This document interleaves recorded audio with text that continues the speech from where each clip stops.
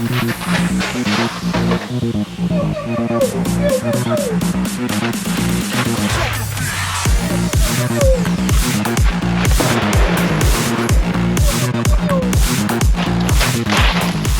didn't see you there.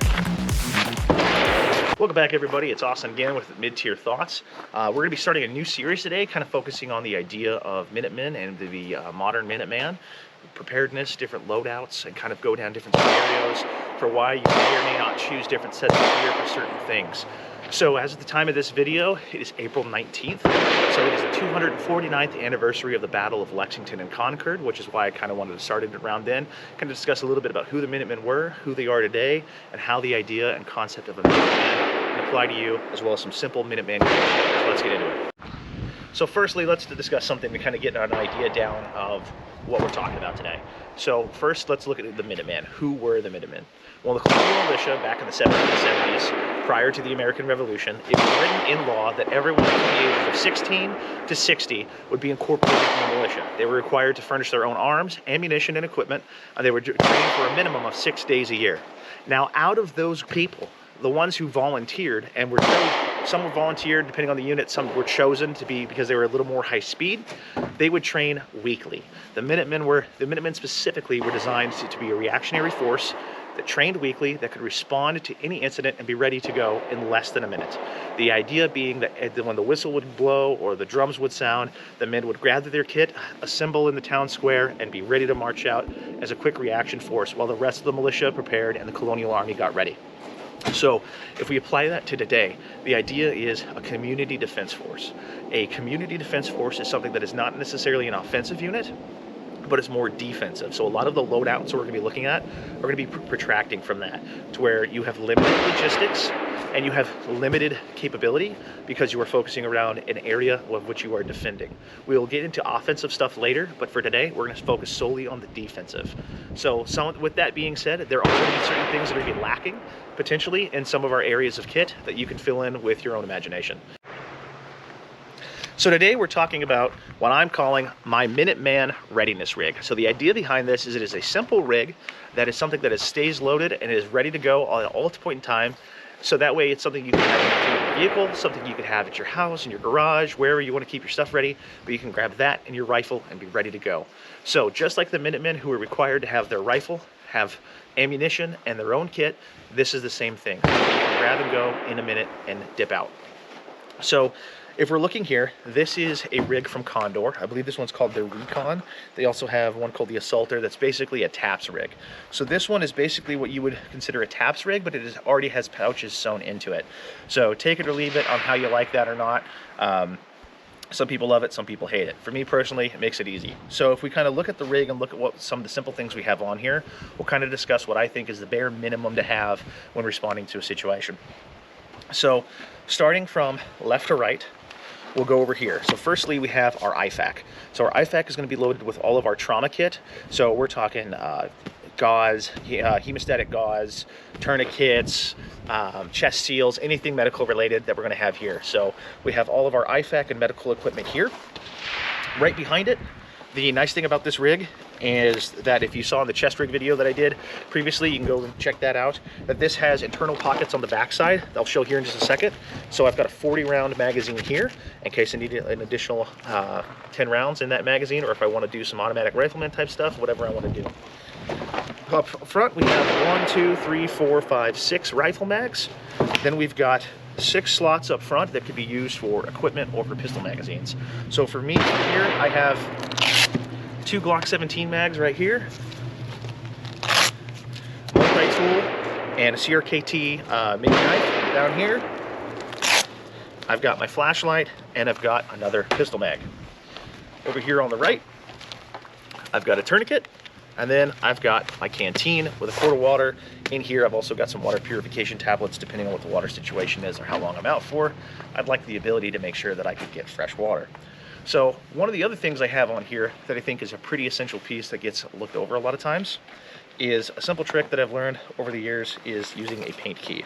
So here I have a paint key, literally just something that you would use to open a can of paint. I have it tied off to my rig, and I have it set behind my tourniquet in the molly. So the idea behind the paint key is that you would use this with your rifle, to where if a round got stuck in the chamber and you can't get it out, you just rip it out of there and you're good to go. Instead of trying to, you know, finger fuck the rifle and get everything running again, you just do that, run it, you're good. So something to make note of on here. So with 6 magazines at 30 rounds apiece, and then a 40-round magazine here, we're looking around 220 rounds of rifle ammunition, plus we have the one in the gun, so we're sitting around 250. Now, depending on the scenario, some people might think that's enough, some people might like to add to that. We'll discuss that here in just a bit, but it is a decent amount of ammunition for the type of scenario we're starting, at least to get started. Same thing with the pistol mags. So we've got 3 pistol mags here. That's 51 rounds of ammunition plus the ammunition that's in the gun. So we're talking about almost 70 rounds of 9mm. So when it comes to that, one of the things about this too is that I've been considering is utilizing less pistol mags and utilizing more equipment or more different types of gear that I could use in here, or using these for some other things. Part of my philosophy behind that is that if we're looking at rifleman kit, the idea of a Minuteman is that you are a rifleman responding to a scenario. It really comes down to asking the question of how useful is a pistol in that scenario. Now, the reason I have the pistol mags included is because I generally carry a Glock 9mm pistol as my EDC, so I already probably have that on me. So I do have ammunition if needed, especially if I do need to ditch my kit and kind of go to ground. I at least have my pistol and my ammunition with me. But the idea is that is not my primary weapon. That is at best a secondary weapon, and realistically probably something I'm not going to be utilizing that much unless I run into a scenario where I'm either out of ammunition or my rifle has gone down, which hopefully has not got to that point. So looking back at the rig itself, that's just kind of this front panel here. Now, in the chest rig video that I did before, one of the other things I mentioned is that I generally have a whistle tied off here with this yellow cord into an inner pocket that we have here. I'll kind of flip this over so you can see. So some of the things I have on the interior of the chest rig is that I have my radio, which sits in this pouch right here. I do need to get the longer battery for it. I have it ordered. I'm just waiting on it to come in, so that way it'll sit up a little bit higher and have a little bit longer battery life. This is just a simple Baofeng UV5R. You know, I know there's radio guys out there that have much better radios out there or better recommendations, but I think starting out and kind of getting used to this kind of stuff, this is a really hard thing to beat, especially for the price. I also generally keep this emergency rescue blanket in here, as well as notepads, paper, occasionally glow sticks, electrical tape, and then I have an earpiece for my radio, depending on what my hearing situation is at the time, as far as whether or not I grab my electronic ear pro or whatever ear pro I'm using. Well, if it can't integrate with the radio, I at least have something I could potentially wear underneath it and stay in comms, so that way I'm good to go. Now, on the back, I've just got this hydro pack, also a Condor, that straps into the chest rig, makes it nice and easy. I got a big camel pack here full of water so I can stay nice and hydrated. Finally, I have a Mora knife up here. That way I have a blade if I need one. Not necessarily saying I will, but if I do, it's there. So as far as a simple chest rig goes, something to kind of just walk out the door with, I think it's a good way to go. Especially if it's something where, you know, you don't necessarily know exactly what you're getting into. You just know, the drums are beating, the whistle's blowing, you know, the boys have said, hey, we need to go. You've got something ready to roll right now that could cover you for a lot of different scenarios, at least in the short term. So real quick, let's kind of discuss some of the things that aren't on here and why. So you'll notice I don't really have any food on here. So the idea behind this, again, is a defensive scenario that is short-term and localized to a general region. I understand that you don't always know what's going to happen, and anything could happen to where you need to walk away or whatever the scenario is. Generally with that, if that is something that you're really worried about, grab a couple power bars on your way out the door. So grab an MRE, shove it in your pocket. You can bring stuff with you. I would normally have a pack associated with this that I'm going to cover in another video that might have a few other sustainment options and clothing in it that we'll discuss about again in another video. But kind of my philosophy behind this is that this is not a walk away kind of kit. I'm a married guy with 2 kids. I'm not going to be doing goon stuff in the woods with the boys because someone's got to stay home and protect the homestead. My idea behind this, for shit hits the fan, is community defense.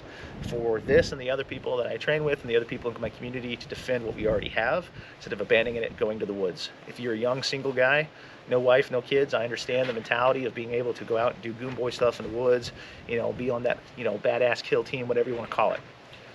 For most of us that are married with kids, I think the reality of that nature is we don't have the luxury to be able just to dip out and go do Minuteman stuff in the woods and leave the families alone. Someone's got to protect the homestead. So again, this is the idea of community defense. So keeping that in mind, we don't have food here. Could potentially bring snacks, put some trail mix in a pocket, that kind of thing. The other thing that we don't have is a cleaning kit.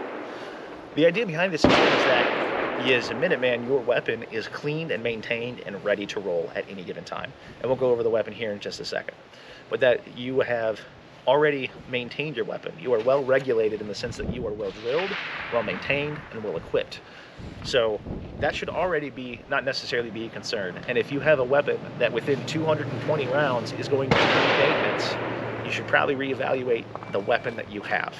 So again, that cleaning kit would probably be the pack that we will discuss later.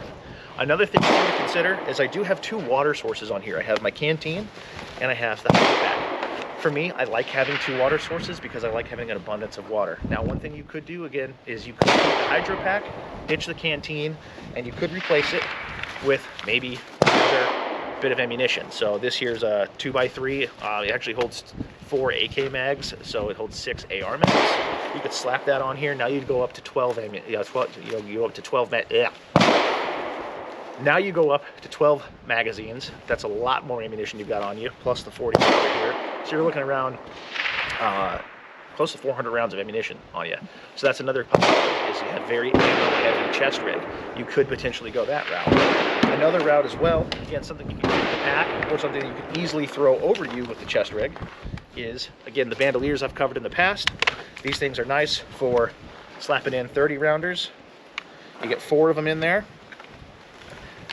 And like I said, you got the chest rig on. You just throw this up over you on top of the chest rig, dangle it off to whatever side you need. Now you've got 4 additional mags plus the 7 you've got on you. So you do have nice, easy ways to plus up your ammo. So the final thing I would just recommend bringing with you is just a set of gloves. So as far as the readiness kit itself, that basically covers the kit. We're going to do a real quick overview of the weapons I would bring with me to go along with this kit, and then we'll kind of break it down and show you how it fits together. So again, this is an entry-level video into our Minuteman concepts that we're going to be discussing a lot more in depth in kind of an upcoming video series.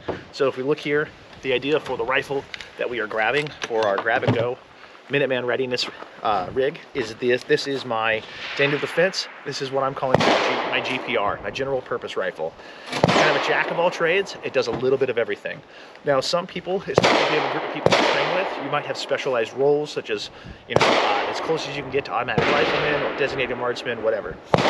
For the average person, this is, I think, a pretty good setup as far as general purpose rifle goes. So generally, again, 30 round magazine. I have a Vortex 1-6 on here, so that way I'm able to identify targets and engage targets at a bit of a distance. I've got a Romeo 5 mounted up on top here, piggyback mounted. Now the nice thing about this is that it's easy to transition for the scope. If I have maybe a high power, like a sit 4 to 6 power magnification on here that I'm using at that time, and then need to engage targets at a closer distance. The other thing that this becomes a benefit for is working under night vision. Now personally, I don't actually have night vision yet, but a lot of the people I am with do, so I do get the opportunity to shoot with it a little bit and play with it while I save up money to get it. So this has shown itself to be a pretty awesome way to do that. Now the other thing I have here as well is up here I've got my Surefire flashlight. Again, this is not trying to be like a product pushing video. I'm just kind of breaking down what I have and giving people some good ideas. So we've got my flashlight up here. This is the M600 bipod in case you need a steady platform to be able to shoot from. I believe that suppressors are a great way to go with something like this and definitely help save your hearing in the long run. Now, the other thing too with this, call me old-fashioned, I'm a big believer in backup iron sights. So I've just got some Magpul sights. My philosophy with backup irons, especially when running through an optic like this, is that I can still use the irons through the optic if I need to. But the other thing about that is that the mount here is torqued, you know, is nice and torqued down. But generally, if I needed to, I could take this off if absolutely necessary, run it with irons. Hopefully that's not the case with having multiple different fail safes of having different optics. You really don't run into a scenario that I've found yet where all three are going to fail you, where you're going to have a failure of, you know, your glass, of your red dot, and your irons. If that happens, God bless you.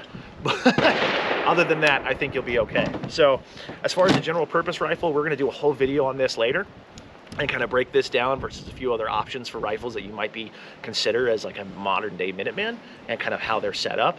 But as for now, I think this is a quick overview that really satisfies what we are expecting out of a rifle to take with us. Now, the other thing too then is sidearm. So a couple of different options I decided to break out, really kind of two in the same. For the more simplistic, just a simple holster with the Gen 3 Glock 17 you guys have seen before on the channel. So I won't kind of beat that dead horse. Or another option too is the drop leg, whether this be on a safari land, whether it be on an old school Velcro drop, however you want to run it. You run the drop leg with combat pistol, so 17 rounds in a magazine, full length slide, light, optic, backup irons again, because I'm old school like that. So we're gonna take a break real quick here, put on all the kit, show you how we look, kind of discuss some things about it. All right, guys, so all in all, this is basically what we're looking at. So one of the things I forgot to mention earlier is I'm wearing the M81 Woodland top. Part of the reason for that is it's not really used anymore by police or military. So as far as being able to identify friendly forces, I think whatever camo pattern you guys decide to go with should be something that's not utilized by current military necessarily, so like maybe not multicam, unless that's a way you want to do it and have some kind of identifier to know who's who. But I like M81, God's plaid, it's super awesome. Blue Jean Operator made a note of this too on one of his most recent videos, that the idea behind that is, again, an easy way to identify friendly forces and to stand out from other forces that might be operating in your area. Plus, I can't think of any other enemy force, like outside the US, that is running this, so I think it's a pretty safe choice. So we've got the chest rig on, all set. We've got our bandolier of extra ammunition right here, our extra 4 magazines if we need it. So spare 120 rounds on tap. Our rifle, and I just went with the drop leg on the pistol. So I know some people have good or bad things to say about the drop leg. It is what it is. So again, the idea is there, something simple, something quick you can operate in. So we're gonna get a little bit of range time in real quick, just kind of run a little bit of the rifle and kind of function the kit, make sure everything works out well, and go from there.